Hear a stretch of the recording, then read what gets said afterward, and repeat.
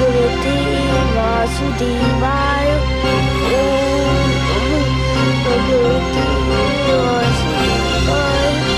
ओम नमो भगवते वासुदेवाय। ओम नमो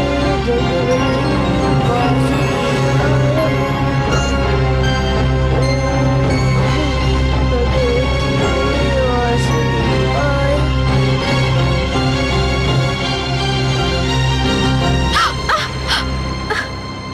हे भगवान, ये रक्त कैसा? हो ना हो मेरा पुत्र किसी संकट में है। न जाने क्या बीत रही होगी उस पर। क्या हुआ महारानी? अरे ये रक्त कैसे निकल आया? आप तो विश्राम कर रही थी। पता नहीं, लगता है ये रक्त मेरे पुत्र की पीड़ा का संकेत दे रहा है।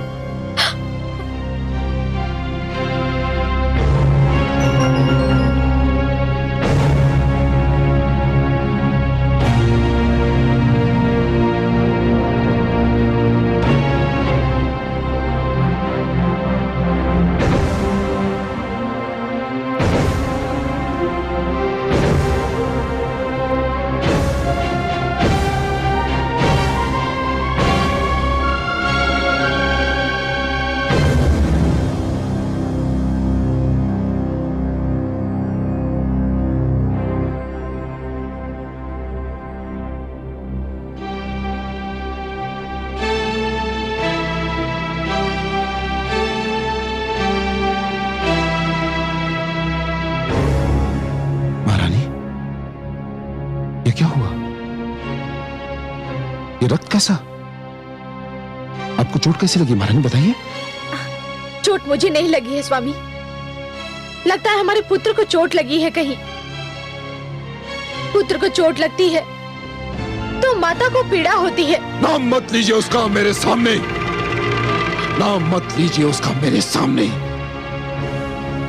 वो मेरा पुत्र नहीं, वो मेरा बैरी है। मैं तो आपके पांव से बहते हुए रक्त को देखकर चिंतित हूं। मेरा रक्त आपको इतना चिंतित कर रहा है, पर पुत्र के शरीर से जो रक्त बह रहा होगा वह भी तो आपका रक्त है, आपका अपना रक्त। उसकी कोई चिंता नहीं है आपको? उसे क्षमा कर दीजिए स्वामी। नहीं महारानी, सब कुछ हो सकता है किंतु ये नहीं हो सकता। मैं अपने भाई के हत्यारे विष्णु और उसके भक्तों को कदापि क्षमा नहीं कर सकता, कदापि नहीं महारानी। हाँ, यदि वो अपनी भूल सुधार ले, विष्णु का नाम लेना छोड़ दे, मुझे ईश्वर मान ले, तो मेरी बाहें और मेरे मन के द्वार उसके लिए खुले हैं।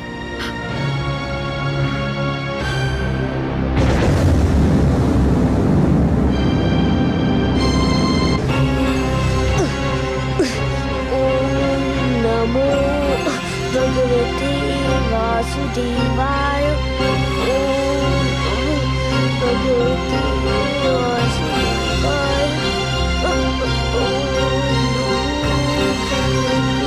वासुदेवाय। ओम नमो भगवते वासुदेवाय। ओम नमो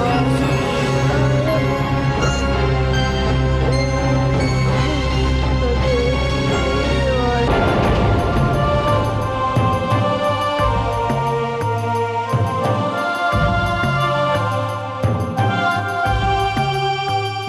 नारायण नारायण।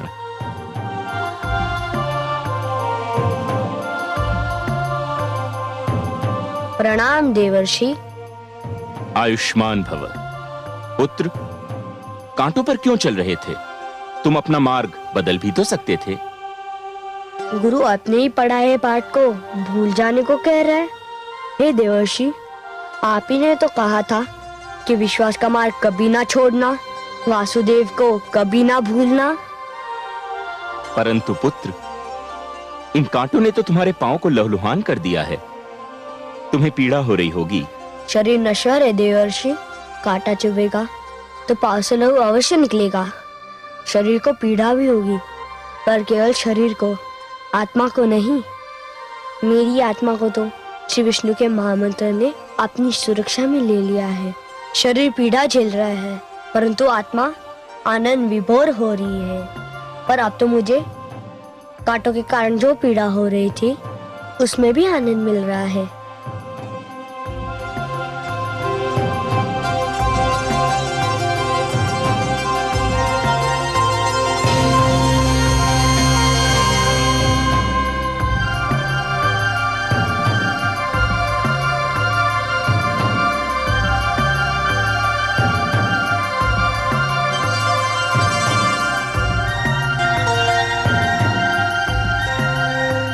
यह क्या किया आपने देवर्षि? यह रक्त तो मेरा साहस बढ़ा रहा था, यह पीड़ा तो मुझे आनंद दे रही थी। धन्य हो पुत्र। आज ज्ञात हुआ कि सत्य के मार्ग की यात्रा में कुछ ऐसे क्षण भी आते हैं जब पथिक आगे निकल जाता है और मार्गदर्शक पीछे छूट जाता है। तुमने तो मुझ जैसे मार्गदर्शक को भी पीछे छोड़ दिया। मुझे केवल अकेलापन सता रहा था, आप आए तो मेरा अकेलापन दूर हो गया। मैं तो केवल एक हूं पुत्र। तुम्हारा अकेलापन दूर करने के लिए तो पूरा एक दल तैयार हो चुका है। नारायण नारायण।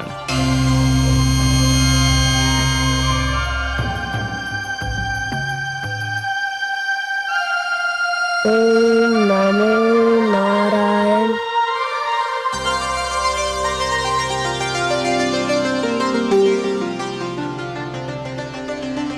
शिष्यों ठहरो।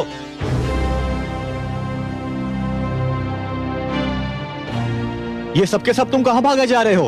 हम जा रहे हैं गुरुदेव। अरे वह तो हम भी देख रहे हैं, परंतु कहाँ जा रहे हो? अपने मित्र के पास। मित्र के पास? हाँ, हम राजकुमार प्रहलाद को खोजने जा रहे हैं। हम उन्हीं के साथ रहेंगे। अरे मूर्खों, सर्वनाश होगा तुम्हारा भी और हमारा भी। अगर भगवान हिरण्यकशिपु को इस बात की सूचना मिल गई तो तुम्हारा तो सत्यानाश होगा ही, हमारा जीवन भी संकट में पड़ जाएगा। प्रहलाद ने भगवान हिरण्यकशिपु को ईश्वर न मानने का अपराध किया है, इसलिए उसे दंड दिया गया है। तुम क्यों दंड को निमंत्रण देते हो? वह अपराध तो हमने भी किया है गुरुदेव। हमने भी श्री विष्णु को अपना ईश्वर माना है। ओम नमो भगवते वासुदेवाय। ओम नमो भगवते वासुदेवाय। अरे मूर्खों, सत्यानाश हो तुम्हारा। रुक जाओ। हे भगवान, रक्षा करो हमारी। भ्राता, अब तो गए हम भी और तुम भी। सदा की भांति इस बार भी आपका वचन सत्य सिद्ध हुआ। पुत्र प्रहलाद सचमुच अकेला नहीं है। असुर गुरुकुल के समस्त विद्यार्थी उसके विचारों से सहमत दिखाई दे रहे हैं। महादेवी, बाल अवस्था में मन की स्थिति कोमल होती है, उपजाऊ भूमि की भांति। इस अवस्था में जो भी विचार मन की धरती में बो दिए जाएं, बहुत सरलता से जड़ पकड़ लेते हैं। उच्च विचार, उच्च आदर्श और जीवन के उच्च लक्ष्यों को बालकों के मन में बो देने के लिए बाल्यावस्था सबसे सुहानी ऋतु होती है। हाँ कमल नयन, मैंने स्वयं देखा है।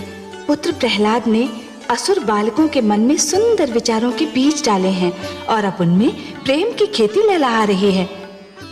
परंतु हे दया सिंधु, पुत्र प्रहलाद न जाने कब से भूखा प्यासा भटक रहा है। मुझे उसकी ये दशा देखकर बहुत दुख हो रहा है। कैसे होगा उसके पोषण का प्रबंध? हिरण्यकशिपु ने तो उस पर जीवन के सारे द्वार बंद कर दिए हैं। प्रकृति ने तो अपने द्वार बंद नहीं किए ना महादेवी। हिरण्यकशिपु ने आपके पुत्र प्रहलाद पर जितने द्वार बंद किए हैं, वो सारे द्वार प्रकृति स्वयं अपने हाथों से उसके लिए खोल देगी।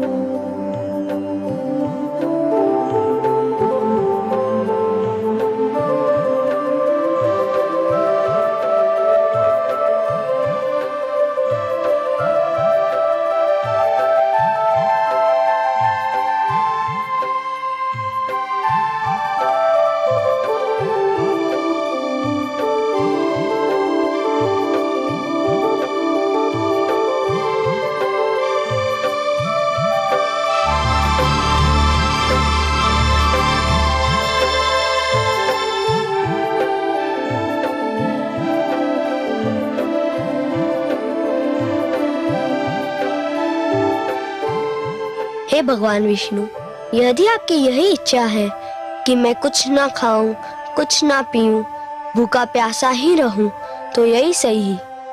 मैं आपकी इच्छा के आगे सिर झुकाता हूँ। मैं भूखा प्यासा रहकर भी आपका नाम जपता रहूंगा, आपके नाम का मंत्र पढ़ता रहूंगा। ओम नमो भगवते वासुदेवाय।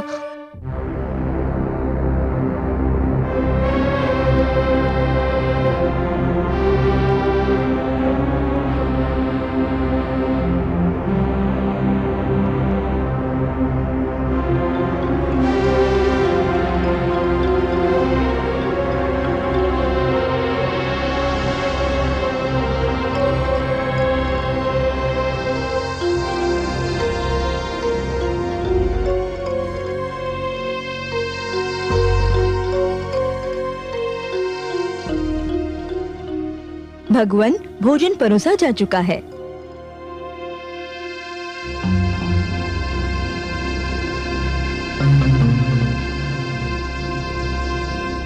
आइए महारानी। नहीं महाराज, आप भोजन कर लीजिए, मुझे इच्छा नहीं है। क्यों? जब ये ध्यान आता है कि मेरा लाल भूखा प्यासा कहीं भटक रहा होगा, अन्न के एक एक दाने और जल की एक एक बूंद को तरस रहा होगा, तो ये स्वादिष्ट व्यंजन, ये भोजन मुझे विष दिखाई देता है। सोने चांदी के ये बर्तन मुझे हलाहल के प्याले लगने लगते हैं। यदि आज वो भूखा है, प्यासा है, भटक रहा है, तो उसका उत्तरदायी वो स्वयं है। उसने अपने हाथों से अपने जीवन को नर्क बना लिया है, और यदि वो अपने हठ पर अड़ा रहा तो वो इस नर्क से निकल भी नहीं पाएगा महारानी, कभी नहीं। क्यों इतनी निर्दयता पे उतर आए हैं आप? नहीं महारानी, मैं निर्दयी नहीं हूं, नहीं हूं मैं निर्दयी। यदि आज वो अपनी हार मान ले और मुझे ईश्वर मानकर मेरे चरणों में अपना शीश नवा दे, तो मैं अपने हाथों से उसके पांव तले फूल बिछा दूं, अपने हाथों से उसे सोने का कौर खिलाऊं, अपने हाथों से थपक थपक कर अपनी गोद में सुलाऊं। हाँ महारानी, यह भगवान हिरण्यकशिपु का वचन है। चलिए भोजन ग्रहण कीजिए।